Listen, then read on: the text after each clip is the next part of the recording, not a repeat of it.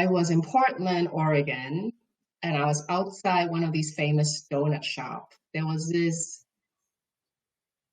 girl that was sitting on the floor with a sign that's basically asking for money. And I just looked at her. She is maybe 16. She has a dog. She has the sign, and she's sitting on the floor. She's looking downward. She's looking very defeated. And somehow I made eye contact with her, and I saw something in her that was similar to me. Somehow I recognized myself in this girl, and it occurred to me I could be her.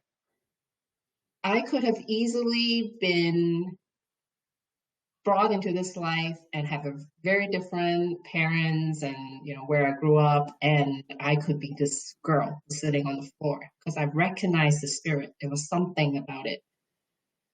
And I asked myself, okay, if I was this girl who was kind of begging for money just to have a place to stay for the night, how would I feel about myself? I probably feel like her, really defeated, self-worth probably low. I don't know how she feels, but I'm in my traditional immigrant parents kind of upbringing, being homeless and begging for money is probably the lowest place you could go. Like, why aren't you independent, and why aren't you achieving, some kind of success that people looked up to you?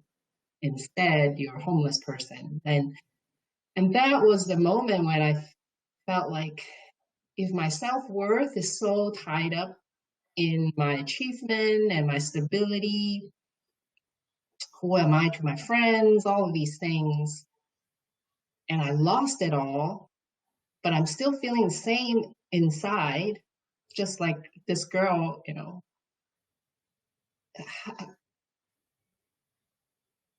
I I want to be able to feel good about myself, even if I was a beggar. And and I know at the core, it's not about our possession and who people think you are. It's you yourself knowing who you are and what your values are and your heart and your spirit and your energy. That's truly who you are. So that's when I started my work on self-worth. And I think I also see people like the Dalai Lama, and there is something about them, like Eckhart Tolle and the Dalai Lama are the two people that I could just sense they are joyful no matter what happens. Even if they have to sleep out on the street, on a bench, with no money in their pocket, they will be as happy as if they were invited to go on the Oprah Winfrey show, right? Mm. Their state of happiness is consistent, and I want that.